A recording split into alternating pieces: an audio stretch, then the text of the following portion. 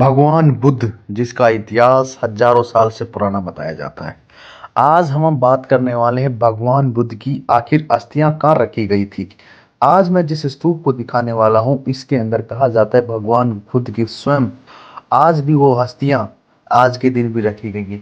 कहा जाता है कलिंग का युद्ध जब 261 पूर्व हुआ, जब सम्राट अशोक ने इतनी हत्याएं कर दी कि उनका जो तलवार उन्होंने जो उठाई थी वो वापस गिर दी और उन्होंने बुद्धिज्म को अपनाया।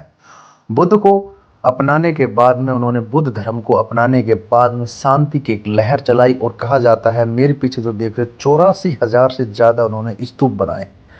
ये जो जगह है वर्ल्ड हेरिटेज के अंदर आती है। और आपने अगर 200 का नोट देखा होगा जो इंडियन करेंसी का अभी लेटेस्ट नोट आया था नोटबंदी के बाद, उसके ऊपर ये चित्र भी बनाया जाता है।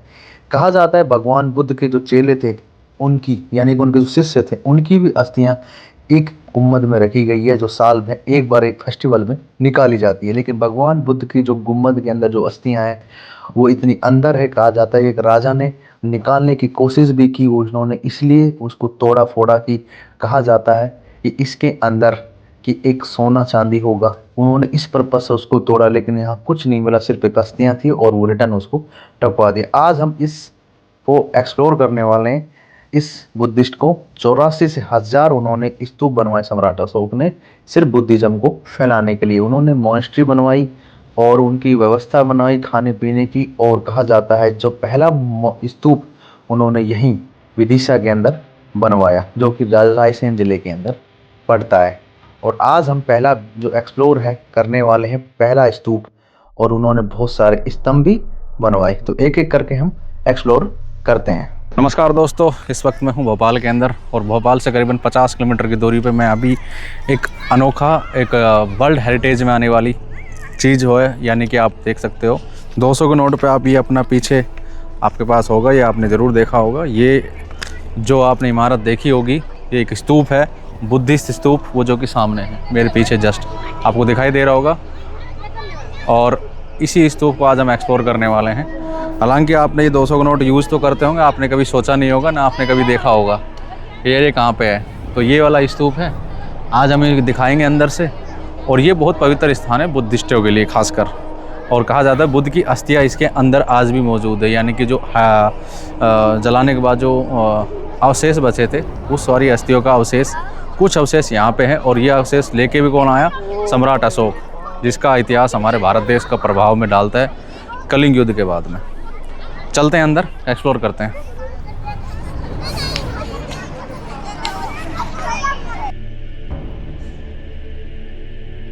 मैं स्तूप के पास आ चुका हूँ, तो हम स्तूप का ये मेन एंट्रेंस देखते हैं। वैसे तो इसके 4 गेट हैं, चारों पे बुद्ध की जो जीवन में घटी शैली को उन्होंने दिखाया गया है। जो कि इधर से देखोगे तो ये बुद्धिज्म का पूरा शरीर दिखाया गया है। नीचे आपको पैर के निशान दिख रहे होंगे, पंजे। ऊपर की साइड देखोगे ये जो है ये हार है, ये कहा जाता है ये उनकी वाइफ है, उनके हार है। और ऊपर की साइड देखोगे तो वो ओरा वाला चक्र है जो कि हमारे अगर हम ध्यान की ज़्यादा प्राप्त कर लेते तो उसके लिए ही खाया जाता है।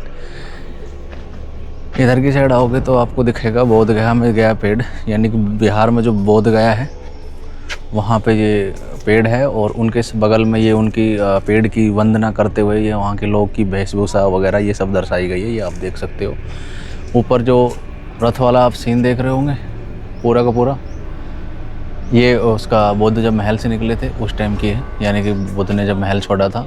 ऊपर वो बोध गया का पेड़ों के साथ वंदना करते हुए उनकी सबके चित्रण किया गया। अंदर चलते हैं।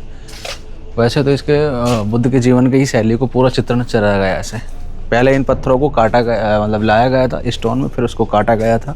जैसे बांस को हम आधा काट देते हैं उस हिस्से को स्टोन को काटा गया और लगाया गया है। ये बुद्ध की प्रतिमा है, जो उसी सेंचुरी के अंदर बनाई गई थी, यानी कि बहुत दिन बाद। ये स्तूप से बाद में बना। स्तूप तो खैर कहा जाता है राजा अशोक ने बनवाया था कलिंग का युद्ध के बाद में।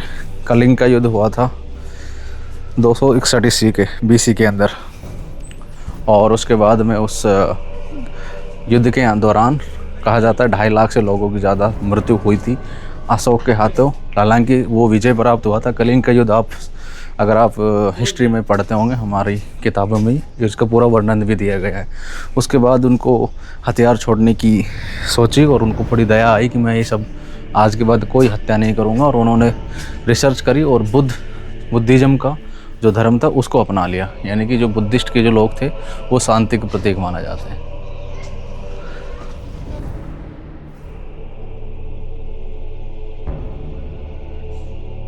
बात करें इस गेट पे, ये बुद्ध है, ये उनकी माँ की तस्वीर दिखाई गई है। पेट के अंदर जब बुद्ध था तो वो हाथी, सफ़ेद हाथी उनके सपने में आया।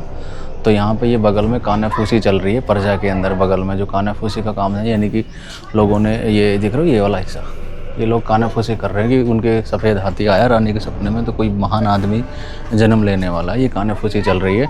और ये उसकी माँ को जब पहले क्या था, ससुराल की जगह मायके में जन्म दिया करती थी, तो वो लेके गए थे जंगल में। जब वो जा रही थी रास्ते में उनका जन्म हो गया था, और कहते हैं 7 या 9 दिन के अंदर ही उसकी माँ की मृत्यु हो गई थी। और उसकी जो मौसी थी गौतमी, उन्होंने उसको पाला, उसी के नाम पे गौतम बुद्ध नाम पड़ा था। पहले तो उसका नाम सिद्धार्थ था वैसे तो, कहा गौतम बुद्ध तो बाद में पड़ा था, बहुत बाद में पड़ा था। पहले उसका रियल नेम तो सिद्धार्थ था।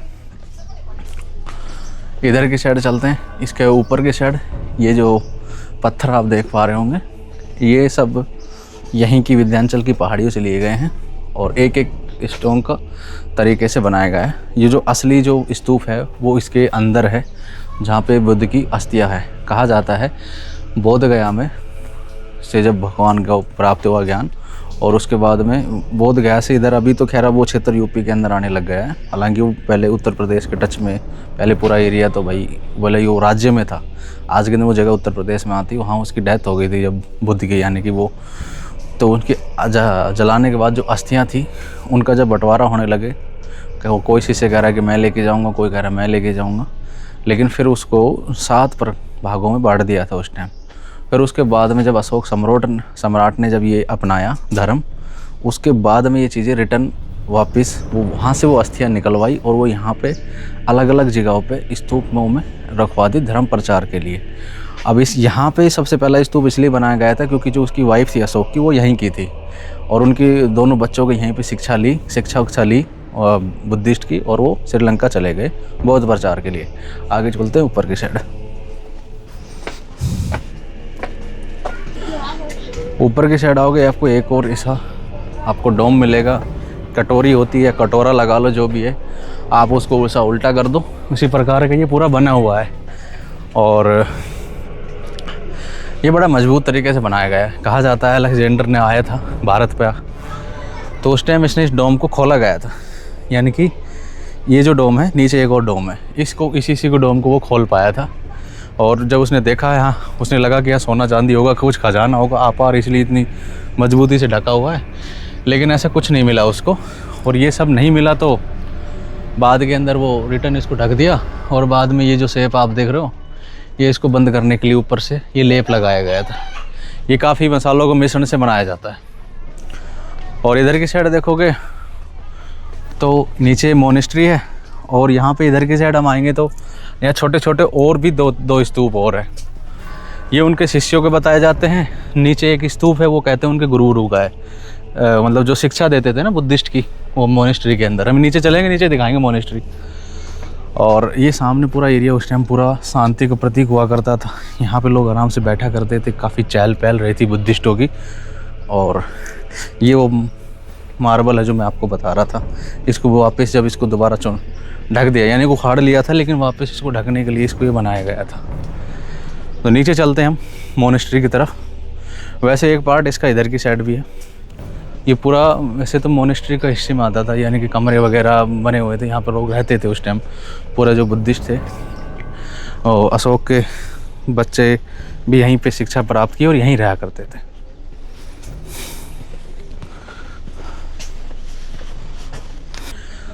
बुद्धिस्ट ये जो स्तूप है उससे नीचे आते हैं तो आपको ये ग्रीक में बना हुआ एक डिज़ाइन का एक खंबा, जैसे कि आप चर्च देखते हो ना ऊंचा ऊंचा, उसी टाइप का था। पहले इसके ऊपर मतलब पूरा बना हुआ था, फिर एक टाइम ऐसा आया कि यहाँ पे इसमें आग लग गई और आज ही टूटा फूटा पड़ा है। सामने एक पिलर आपको दिख रहा होगा खड़ा हुआ, ये बहुत ऊँचा पिलर था, उसके पार्ट वो रखे वहाँ पर। और इसके ऊपर का जो था वो यहाँ के विदिशा जो संग्रहालय है उसमें रखा हुआ है। कहा जाता है कि यहाँ के जो लोकल व्यापारी थे, यानी कि जो लोकल सेठ व्यापारी जो भी थे, उसने गन्ने के जूस कि मशीन बनाने के चक्कर में भाई साहब इसको तोड़ दिया। मतलब ये भी कमाल के लोग थे, खतरनाक थे। ये एक मंदिर है, पीछे की साइड देखोगे तो आप, ये भी उसी टाइम का बना हुआ है। और तो मैं आ चुका हूँ अभी मोनेस्ट्री की तरफ। हम आपको मोनेस्ट्री दिखा देते हैं। और स्तूप नंबर 2 ये लिखा है नीचे ही है। ये सामने मोनेस्ट्री है, ये जो अशोक ने बनवाई थी अपने टाइम में ही, यानी कि जब आपने कलिंग का युद्ध के बाद में जब उसने हथियार छोड़े थे और शांति का प्रतीक यानी बुद्ध धर्म को अपनाया, तब उसने ये मोनेस्ट्री बनवाई थी। और ये पानी का कुंड यानी कि बुद्धिस्ट जो यहाँ पे रहते थे उनकी आपूर्ति के लिए। और यहाँ पे ओनली बुद्धिस्ट जो बुद्ध की शिक्षा प्राप्त करने आते थे उन लोगों को ही शिक्षा रहा करते थे, और उनके लिए फ्री सेवा पूरा अशोक की तरफ से फुल मतलब फ्री चीज़ें थी अवेलेबल कराई उन्होंने खुद सी मोनेस्ट्री। उसने एक नहीं, काफ़ी मोनेस्ट्री को अपना कराया था। इसने एक स्तूप नहीं, उसने काफ़ी स्तूपों का निर्माण करवाया अलग अलग जगहों पे। और अलग अलग जगहों पे स्तूप के बगल में ही उन्होंने बुद्धिस्ट लोगों को जो यहाँ से शिक्षा लेकर वहाँ पे भेजा गया और उनको वो बनाए, मोनेस्ट्री भी बनाई, यानी कि जो शिक्षा लेने वाला स्थान, ये एक तरह से स्कूल समझ लो आप। ये पूरा उस टाइम बनाया गया था, पूरा का पूरा। और इधर की साइड देखोगे तो आपको आज के दिन एक 1953 से पहले की एक मोनेस्ट्री और दिखेगी, जो बुद्धिस्ट के अधिकार, जो आज के जो बुद्धिस्ट हैं उसके अधिकार में ही आता।